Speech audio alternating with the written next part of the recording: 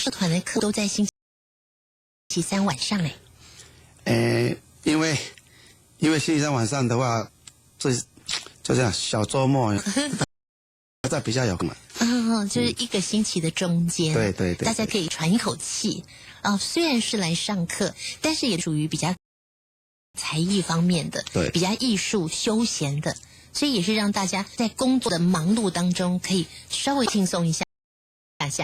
对，好，所以你刚刚讲的这个3月18课，然后6月17号就停止课了。那上课地点呢是在我们泸州校本部的4022教室。是在南院还是北院啊？北院，在北院。对，好，如果错过了开始的课程，从中间加进去有没有关系呀？没关系，随时欢迎。但是要机会不多，要把握了，越早了越好。你的意思就是名额有限吗？对，名额有限。真的哦，那每一学期都秒杀额满吗？几乎上学期那是秒。哇，上学是一个奇迹啦！上学期刚开课，我刚泼出去招生那个礼拜就遇到台风天，然后台风天那天就爆满了，结果台风天反而爆满。本来是要收30个了，后来爆变欲罢不能，变收了40个，然后也跟着更换教室，都到了大一间教室去了，突然人数暴增，所以赶快换个教室。那你们上课的方式呢？我们课的方式，像我们下学期要拍的是闪焦灯，闪就每学期都有一个主题。对，一个大主题。对，我们学期是2个主题，一个是闪灯，一个是剧。闪灯微剧。对，闪灯的话，我们可以拍人像，也可以再配合回去拍一些昆虫或花朵这样子。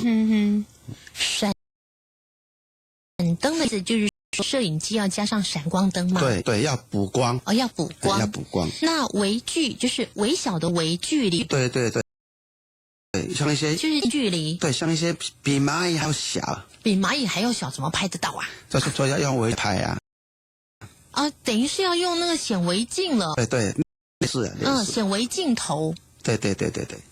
那是不是参加你们的摄影社要很有钱呐？不然的话怎么起那么器材呢？还好啦。